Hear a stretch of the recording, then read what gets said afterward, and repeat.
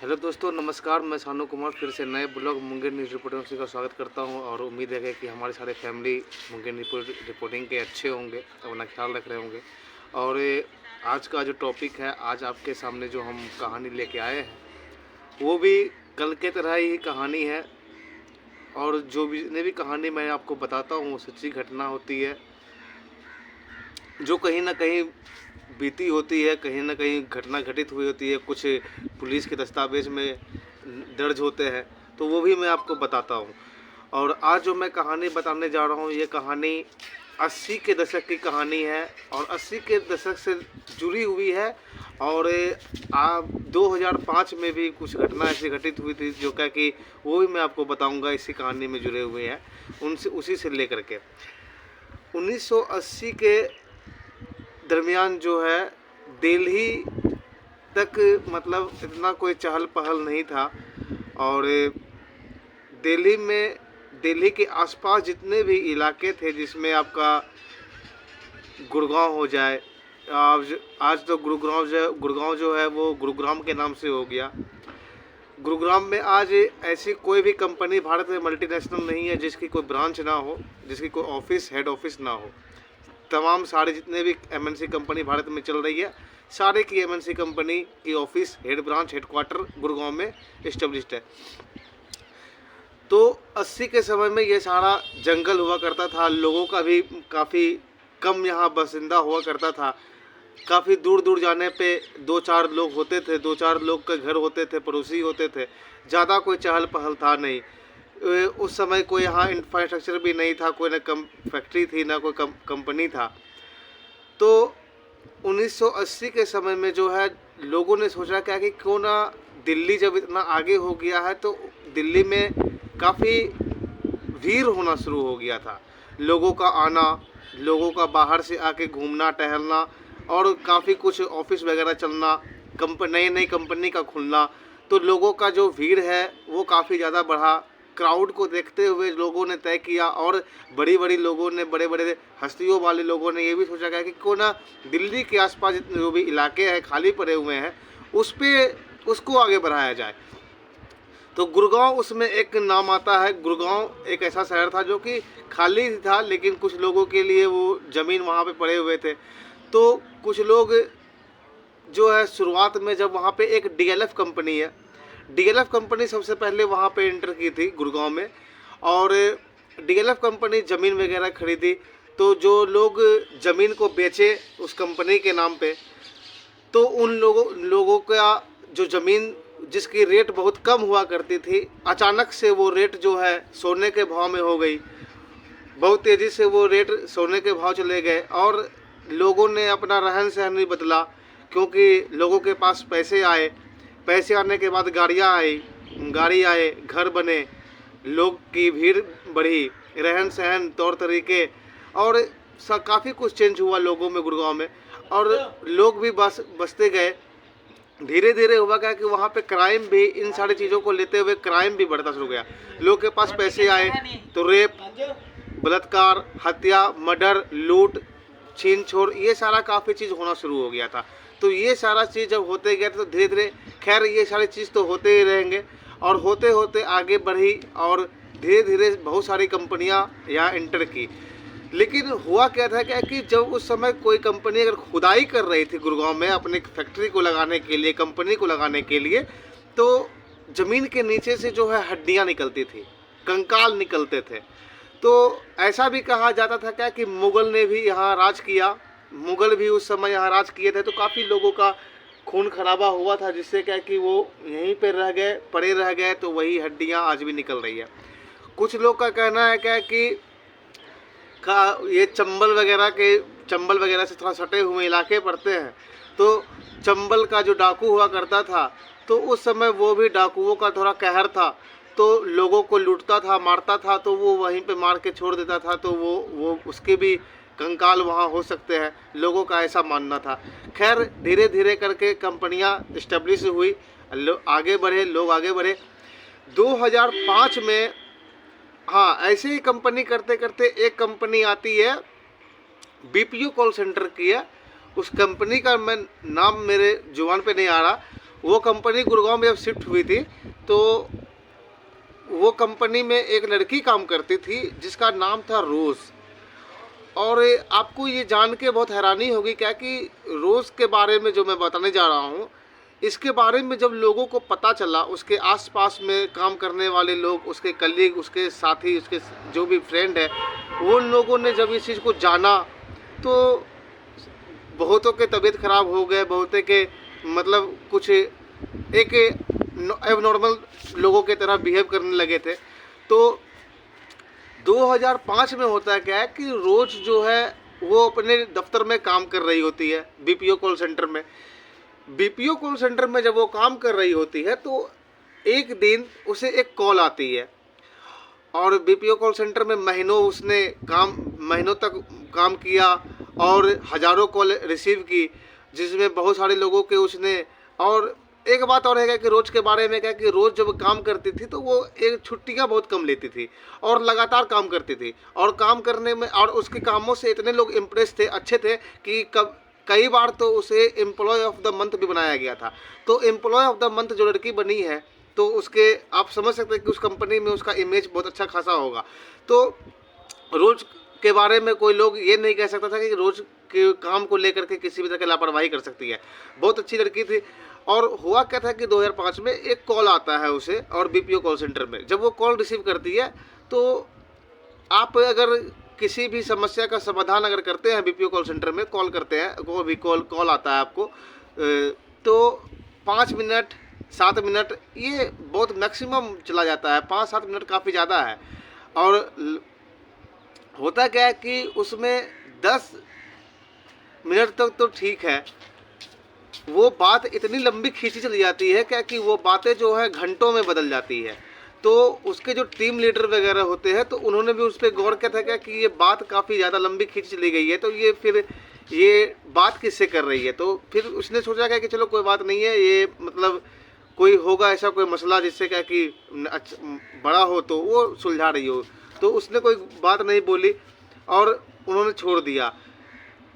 1 घंटे के बाद जो है फ़ोन जब कट होता है, फ़ोन कट होने के बाद रोज़ का बिहेव जो है वो काफ़ी चेंज हो जाता है। उसके चेहरे की रंग जो है थोड़ी सी मतलब बिहेव काफ़ी चेंज हो गया, चेहरे की रंग उड़ गई। और अचानक रोज़ जो है उसके कुछ साथी पूछते हैं कि हुआ क्या है, तो उसने कुछ नहीं बताया और सिर्फ इतना बोला है कि मैं अब घर जाती हूँ। रोज़ जो है अचानक उठी और अपना बैग उठाई और सीधे घर के लिए चली गई। उसके जो टीम लीडर थे उसने उसके बगल वाले से पूछा भी क्या कि क्या रोज़ चली क्यों गई। उसने कुछ बताया तो बोला कि नहीं मैंने पूछा तो उसने बताया कि मैं घर जा रही हूँ। उसने और ज़्यादा कुछ नहीं बताया। तो वो चली गई घर। जब वो घर चली गई थी तो टीम लीडर ने उस नंबर को चेक किया। उनका जो टर्मिनल होता है उस टर्मिनल पे जाकर उसने चेक किया। तो उस नंबर को जब उसने चेक किया तो टीम लीडर के जो होश उड़ गए, वो उनके ज़मीन के पैर के ज़मीन खिसक गई। हुआ क्या था क्या कि रोज़ तो 1 घंटे से बात कर रही थी फ़ोन पे, ठीक है, लेकिन सामने से कोई फ़ोन आया ही नहीं था। अब आपको ये सुनकर आश्चर्य होगा क्या कि फ़ोन अगर नहीं आया हो और कोई लगातार 1 घंटे तक बात कर रहा हो तो फिर बात ऐसा क्या है। खैर ये बातें वहीं पे ख़त्म हो गई थी। तो फिर बाद में जो है रोज़ अगले दिन उसको फिर से आना था उस कंपनी में काम करने के लिए। तो उसके बारे में लोग जानते थे कि वो टाइम पे आती है, लेकिन उस दिन जो है वो टाइम पे नहीं आती है। थोड़ा सा टीम लीडर सोचते हैं क्या कि ऐसा क्या हो गया कि रोज़ जब आती थी तो आज नहीं आया। तो आज जब वो नहीं आई तो टीम लीडर इंतज़ार किए, सोचा कि चलो ठीक है, कल टेंशन में थी और कल काफ़ी लंबा बात भी चला था तो काफ़ी टेंशन में होगी, डिप्रेस हो गई होती, इस वजह से उनका चेहरे का रंग भी उतरा हुआ था। तो इस वजह से शायद उसने मतलब आने से मना कर दिया, तो वो नहीं आई, आराम वगैरह कर रहे हो, ऐसा टीम लीडर का सोचना था। खैर लेकिन ऐसा कुछ था नहीं, वो मैं आपको आगे बताता हूँ कि टीम लीडर ने ऐसा सोचा। जब ये चीज़ें 2 दिन हो गए, 3 दिन हो गए और रोज़ दफ्तर नहीं आ रही है, तब टीम लीडर जो है अपने इस बात को जो है कंपनी के ऑनर तक भी यह बात पहुंचा।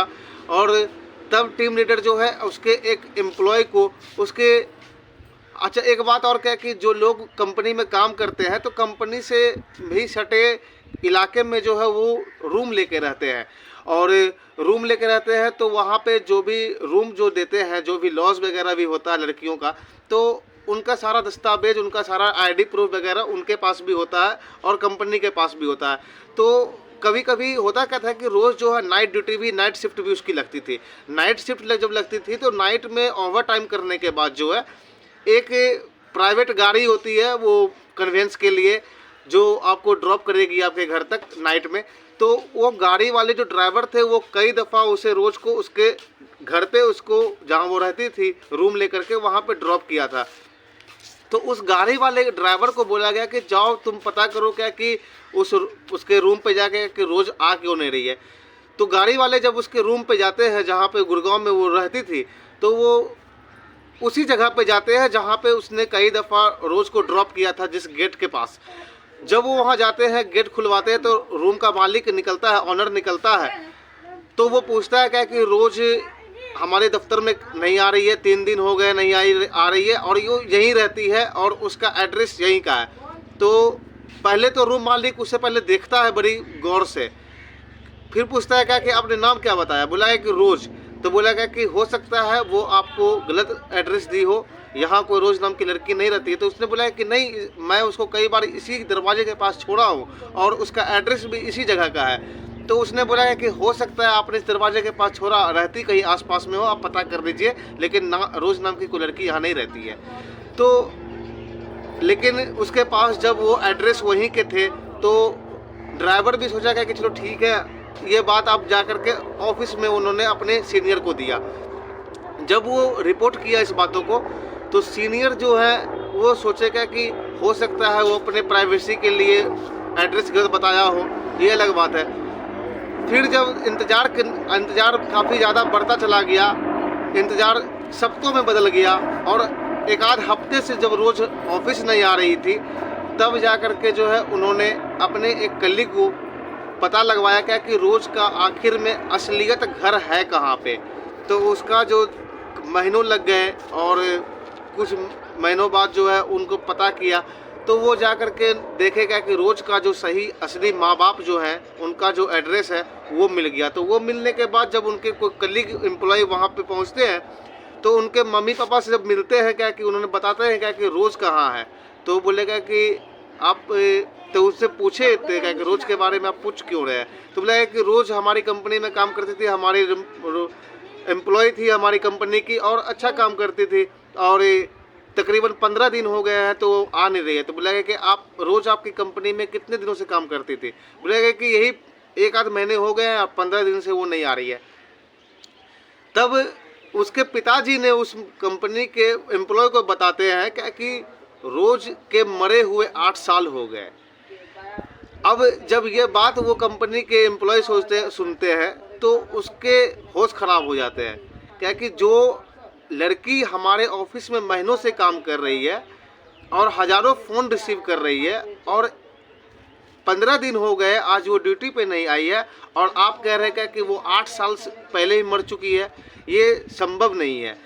तो जब ये बात उसके पास, हालांकि एक बात और कहे कि उसके आईडी कार्ड भी थे और अटेंडेंस भी थे। अटेंडेंस से मालूम पड़ रहा था क्या कि रोज़ का अटेंडेंस वहाँ पर डे लग रहा था। दूसरी चीज़ कि आईडी जो थे, आईडी में जो फ़ोटोज़ थे, वो फ़ोटोज़ उन्होंने दिखाए उसके पापा को, तो बोले कि हाँ ये रोज़ ही है, हमारी बेटी ही है। और उनको अंदर जब ले गए उस कंपनी के एम्प्लॉय को, और उन्होंने अपना एक फ़ोटो दिखाया जो रोज़ की थी, तो उन्होंने मैच किया और दोनों ने एक दूसरे को पहचान लिया, बोला हाँ यही रोज़ है। तो उनके पिताजी का कहना था कि 8 साल पहले इसकी मौत हो गई, और कंपनी को एम्प्लॉय का कहना था क्या कि 15 दिन पहले ये काम पे आना बंद किया और महीनों से ये हमारे यहाँ काम कर रही है। अब जब ये बात एम्प्लॉय को भी समझ में नहीं आता, एम्प्लॉय ने ये बात कंपनी में जाकर के टीम लीडर और कंपनी के ऑनर को ये बात दी, खबर दी।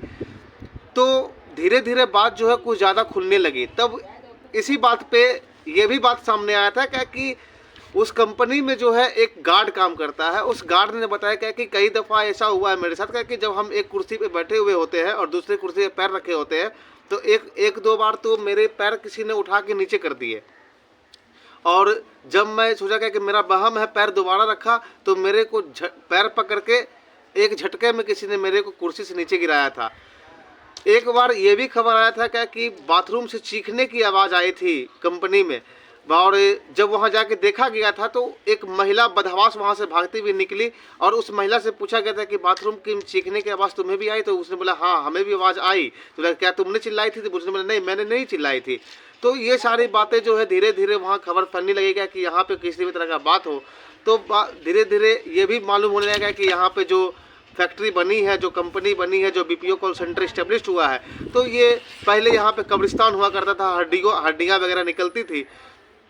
तो ये थी एक भूत की कहानी जो मैंने आपको बताया, जो कि महीनों अपने दफ्तर में काम किया और उसकी अटेंडेंस भी लगती रही, उसके पैसे भी बनते रहे।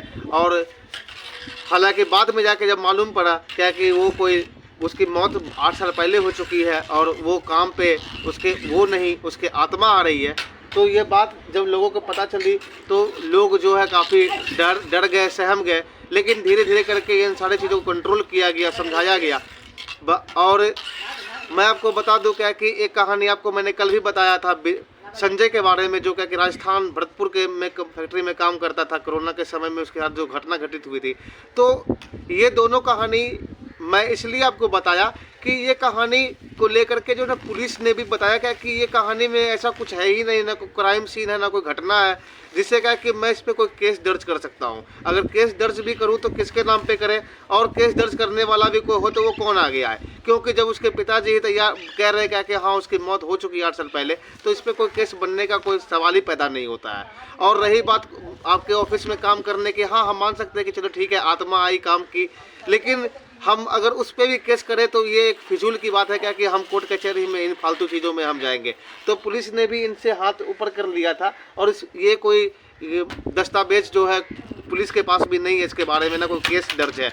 लेकिन हाँ, हालांकि पूरे गुड़गांव में इस कहानी और रोज़ के बारे में, कहानी के बारे में, इस पूरे क्राइम के बारे में जो है पूरे हर व्यक्ति के जुबान पे है। और पुलिस ने ये भी बात बोला क्या कि हाँ दर्ज तो केस कुछ नहीं है हमारे पास, लेकिन दस्तावेज भी नहीं है, लेकिन हमारे कानों तक भी ये बात आई है, ऐसा हुआ था ये घटना।